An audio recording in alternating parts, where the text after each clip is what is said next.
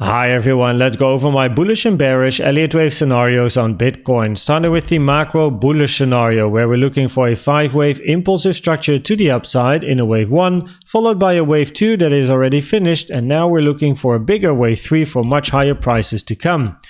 In this scenario, wave 2 retraced to the 0.5 and also made the low just before the 382 fib time, both the 0.5 and the 382 fib time taken from the low to the high of wave 1. Most commonly, a wave 2 retraces to the 0.5 and the 786 and corrects till after the 0.382. However, if you take a look at my cycle count linked at the right top of the screen, this target here is perfectly fine for a wave 2 in this macro bullish scenario for their new highs to come. What you can also see is two pink bars patterns. These are patterns from the beginning of the bull markets over here, the beginning of the bull market in 2018 and the beginning of the bull market in 2015, just to compare the beginning of these bull markets with what is happening right now. If I put the bars pattern on where price is right now from the COVID dump, then you can see we are pretty much at the same price levels as expected based on the beginning of that bull market. And if we take the other one over here, which has a very big wick, but if I put at least the wick on top, then you can see that pretty much we're at the same level as expected based on previous bull markets, which of course is good for the bullish scenario. In the macro bearish scenario, we are also looking at a finished 5-wave structure to the upside, but now we're looking for a bigger 3-wave move to the downside in an ABC.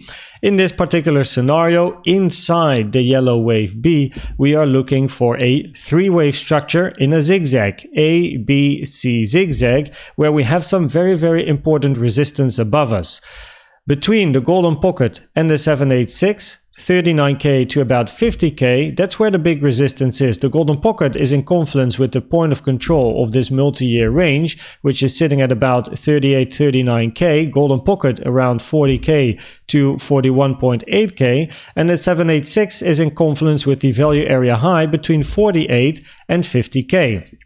Now the target for a wave C on the log scale here, taken from the low to the high of A to the low of this wave B, is between the 1 and the 1.236, which is between 49, well basically 50k and 59.1k. And make sure that if you go to the weekly time frame, you have Fibonacci levels based on log scale on if you calculate the targets. But based on this target, you would expect at least Bitcoin to move to 50k also in the bearish scenario, where then you expect price to move towards the downside. Now in this scenario, the most common target for wave C to the downside, if the green wave C ends around the 786, is between the 1 and the 1.236, which is between about 11k to 8k, where we also have the golden pocket taken from the low to the high over here, and the value area high of this multi-year volume profile. Very impressive resist or support indeed. I was actually talking last Sunday about this support resistance flip, the white box that you see on my chart. Every Sunday I do a macro, high time frame and cycle update. This support resistance area, well, we had support here, a bit of a range, resistance, and I mentioned like, hey, it's the third time we're testing this now, increasing probabilities, we are breaking it. It definitely looks like we are breaking that resistance right now. Gonna move to the upside where at least minimum I'm looking for 39k with the golden pocket and the point of control. If we then go to the daily time frame, toggle logarithmic off, so we go to the linear chart, then in the bullish scenario over here, we are looking for continuation to the upside in a wave A or 1, B or 2, continuation to the upside in either a wave C in the bearish scenario or a wave 3 where you want to see continuation.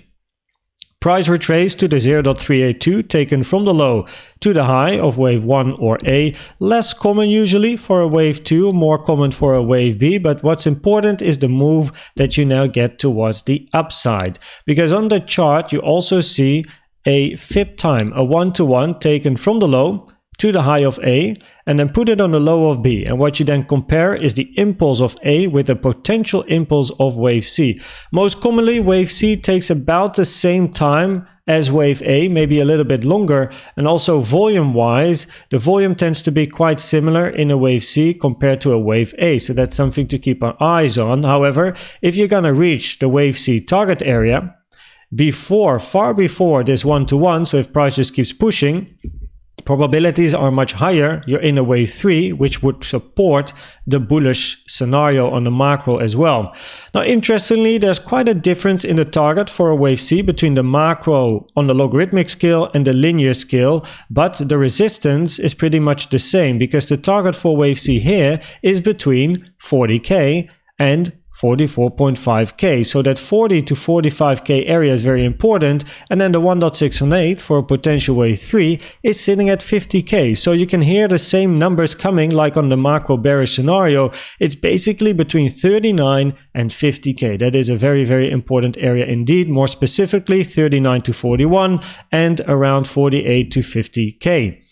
In the more bearish scenario, which looks a bit awkward now, of course, with the push that we have to the upside, we then look for a flat scenario in a 335, but at the moment, this move to the upside counts very much as a bullish impulsive structure, so the probabilities are very low for this particular scenario.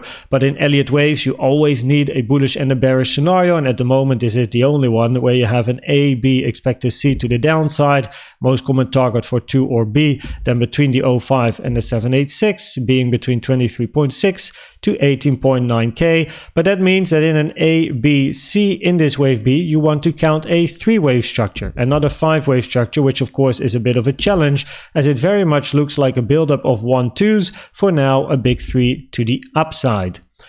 If we then zoom in to the 12-hour, then the bullish scenario here, an ABC running flat. ABC running flat. Wave C did not take the low of wave A. The Bybit wick to the downside did not get filled. Very interesting indeed. Now, an ABC running flat is a very rare Elliott wave pattern, but in this scenario, with the push that we have, it is the highest probability Elliott wave scenario. If we then zoom in to this being the low and the move towards the upside, then we are looking here for a double or actually triple 1-2, which I'll show you in a second. But currently on the screen, a double 1-2, green 1-2, blue 1-2, and then eventually a big push to the upside in wave 3. A wave 3 can be very, very extended. The fibs that you see on the chart are taken from the low to the high of blue 1 to the low of blue 2 to calculate and check the high for wave 3. The thing is with wave 3s is they can be very, very extended. They can be very long. Minimum target is the 1.618, which was hit over here at about 30.8k, but now we're already at 3. Could be looking for 3.618, then 4, 4.618. So it's never a good idea to try and catch the high of a wave 3.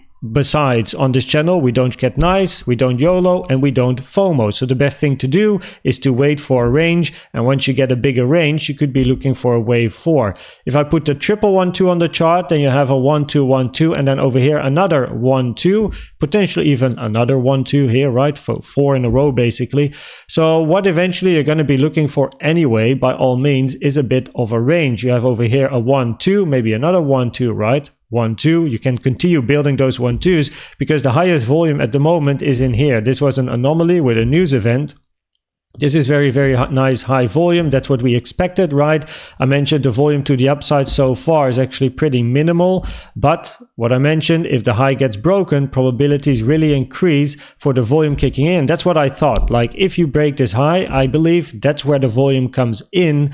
And well, we got some nice volume, but eventually you're going to be looking for a bit of a range. And only when the range happens, that's when we can start thinking about potentially the high of a 3 and then a wave 4 in the making. As long as it keeps pushing, it simply keeps pushing. Now, if we look at the targets currently, then what is very nice is that we move from the targets at the lows to now the green box that you see on the chart. Over here, yesterday before the night hit, basically before the push, I was talking about the range over here, and if candles close above this target box, probabilities are very high to move to the high. This candle closed above, bit of a retest, moved up just below the high, by the way, that it just missed out on taking on the left, a little bit of a retracement, and that's when the push happened. And now price then moved towards the upside, perfectly to the next target box, which is very, very nice, sitting here between 34.5k and 35k. The next one as resistance is 35.9 to 36.2. The next one 36.7 to 37k. Little one over here at like 37.6. But this is the important area here, which also includes the point of control 38.5 to basically 39k, and then 39 to 40k, right? So this is where the more important resistance areas are for price to maybe stabilize, right? If we then look at the news, we do have a news today, this week, not today, 10:35 p.m. on Wednesday, also to 30 p.m. on Thursday, Central European time. So make sure you trade safe, as there might be some extra volatility. Not that we are missing any volatility, because this is of course great.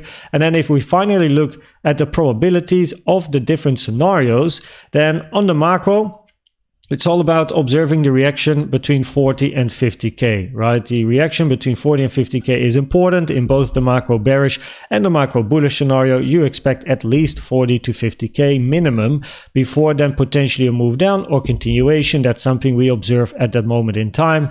On the high time frame at the moment, the bullish scenario has the highest probability of playing out, which means continuation to the upside, where we just wait and see what price is going to do. Sorry for this, I actually wanted to zoom out on the chart instead of on my browser. So we expect price to then continue to the upside. We have to wait for a range, which is most important at the moment, and that's then also what I write here on the medium time frame, low time frame, micro, right? Everything from the 12-hour, 4-hour, 50-minute.